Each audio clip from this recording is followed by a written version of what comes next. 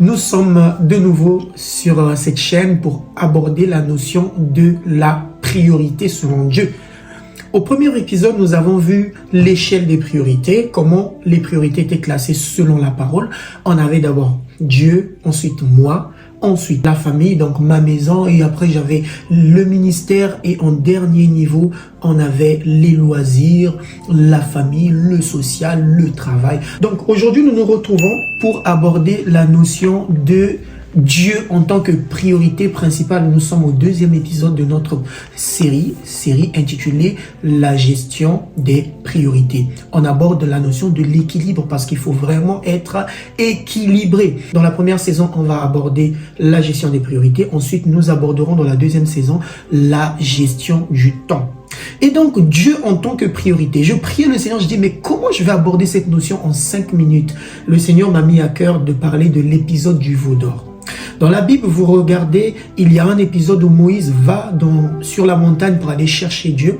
Et pendant qu'il reste 40 jours et 40 nuits, le peuple s'est prostitué parce qu'il a demandé à ce qu'on lui fasse un autre Dieu. Alors que dans le premier commandement, dans Deutéronome chapitre 6, le verset 4, il va être dit que écoute Israël, le Seigneur ton Dieu est le seul éternel et tu l'aimeras de tout ton cœur, de toute ton âme, de toute ta force. Et il va rajouter, Exode chapitre 20, que tu n'auras aucun autre Dieu devant ma face. Donc c'est lui la priorité. Jésus-Christ est le centre d'intérêt du chrétien. Et sauf que ce peuple a été impatient. Donc ils ont vu que l'homme de Dieu tardait sur la montagne pour aller recevoir les instructions du Seigneur. Alors ils vont faire quoi? Ils vont chercher à se prostituer en faisant un Dieu en fente. Et donc Aaron a accepté cela. Ils sont allés se donner à cette divinité en adorant le veau d'or. Mais écoutez quelque chose qui va se passer. Quelque chose qui me touche énormément, c'est lorsque Moïse descend, Dieu lui dit, puisqu'ils se sont prostitués, demande-leur de prendre l'épée et de tuer leurs frères et leurs sœurs qui sont à côté d'eux. Et donc avant ça, il va demander qui est pour l'Éternel. Voilà, c'est là. Il va demander qui est pour l'Éternel. Et vous savez quoi? Un seul peuple parmi les 12 tribus d'Israël s'était approché. Et c'est la tribu de Lévi. Pourquoi la tribu de Lévi? Moi, ça m'interpelle un peu. Parce que Lévi, c'est le seul enfant de Jacob qui, lorsqu'il était né, il a été dit, cette fois-ci, mon mari s'attachera à moi. En fait, Lévi veut dire attachement. Donc, lorsque Dieu a demandé qui va s'approcher, qui va être pour moi, Lévi s'est rapproché parce qu'il est attaché. Lorsque tu fais de Dieu ta priorité, tu t'attaches uniquement à lui. Job va dire au chapitre 22 que attache-toi donc à Dieu et tu auras la paix, tu jouiras ainsi du bonheur. Donc pour dire que lorsque tu t'attaches à Dieu, c'est que tu as fait de lui ta priorité et toute autre chose n'a plus de valeur. Plus rien ne compte. Alors ce jour-là, le Seigneur a dit aux Lévites, puisque vous vous êtes approchés de moi, alors je vous mets à l'épreuve. Vous allez tuer votre frère qui est à côté de vous.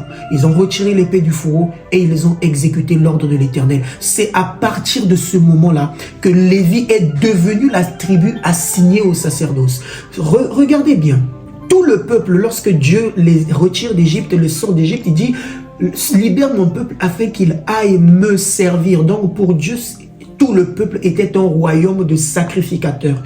Mais puisque le peuple s'est détourné, il a fait de Dieu la seconde, au lieu de faire de Dieu la priorité, automatiquement, ils ont été exclus de la destinée. Lorsque tu mets Dieu au second plan dans ta vie, sache que tu es en train d'enrayer la page de ta destinée. Chaque fois que tu places Dieu après toute autre chose dans ta vie, sache que ces choses-là tu es en train de les exposer à la malédiction. Imagine, tu passes ta femme avant Dieu.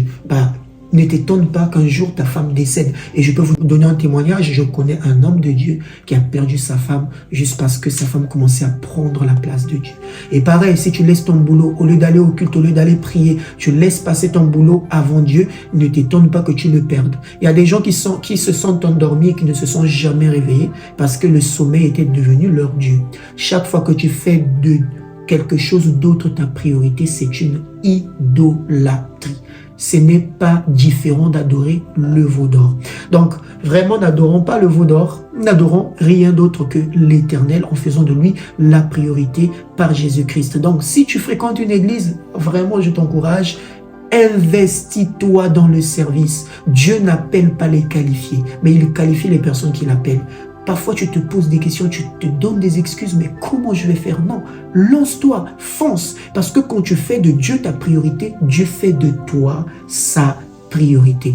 Donc, que Dieu vous bénisse. Et puisque je parlais tout à l'heure d'église, je suis pasteur d'une église. Donc, si le Seigneur te met à cœur et que tu habites à Nantes, n'hésite pas à passer prier avec nous. L'adresse s'affiche juste là. Que Dieu te bénisse. On se retrouve à l'épisode 3.